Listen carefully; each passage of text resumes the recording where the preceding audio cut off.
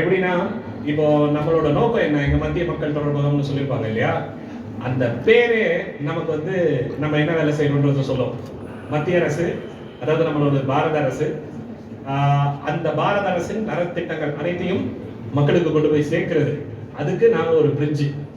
So எங்க கூட வந்து பேங்கர்ஸ், போஸ்ட் ஆஃபீஸ், அப்புறம் எல்பிஜி, எனர்ஜி, அவங்க பெட்ரோகெமிக்கல், அதுக்கப்புறம் tourism, culture, tribal affairs, minority affairs, இந்த மாதிரி நிறைய அமைச்சகங்கள் எங்களோட சேர்ந்து, மத்திய மாநில அரசுகள் இரண்டுமே சேர்ந்து இங்க நம்ம ஒரு ப்ரோக்ராம் பண்ணிட்டே இருப்போம்.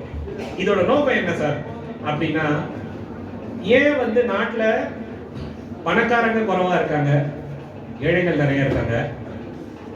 படிக்கிறதா இருந்தா நல்ல மார்க் எடுத்து நல்ல ஐஐடி, ஐஐஎம், ஐஐஎஸ்சி, என்ஐடி இந்த மாதிரி இடத்துக்கு போறவங்க கொஞ்சமா இருக்காங்க.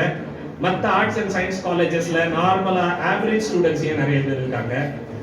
ஒரு சிலரால மட்டும்தான் ஸ்போர்ட்ஸ் எடுத்தா பெரிய விஷயத்துக்கு போக முடியுது. இப்போ வரைக்கும் நமக்கு ஒரே ஒரு சஞ்சீவ் சாம்சங் தான் கிடைச்சிருக்காரு இல்லையா, நேற்று பார்த்தோம். ஏன் நம்மளால நிறைய பேரை உருவாக்க முடியல? இதெல்லாம் பார்க்கும்போது நம்ம எல்லாருக்கிட்டையுமே ஹார்ட் ஒர்க் இருக்கு. ஃபர்ஸ்ட் ஆஃப் ஆல் ஸ்டூடெண்ட்ஸ், நீங்க எல்லாரும் வந்திருக்கவங்க எல்லாருக்கிட்டையும் ஹார்ட் ஒர்க் இல்லையா? ஆனா இருக்கு. ஆனா ஏன் எல்லாராலையும் சக்சஸ் ஆக முடியல அப்படின்னா நமக்குள்ள அவேர்னஸ் இல்லை. இப்போ அங்க சேர்த்துட்டோம், படிச்சுட்டோம், 12th பாஸ் பண்ணிட்டோம். 12th பாஸ் பண்ணோன்னே என்ன டிகிரி பண்ணலான்றதுல கன்ஃபியூஷன். சரி, என்ன டிகிரி பண்ணலாம்னு சொல்லி அதுக்கும் மேல ஏதோ ஒரு காலேஜ்ல சேர்த்து விட்டுட்டாங்க. டிகிரி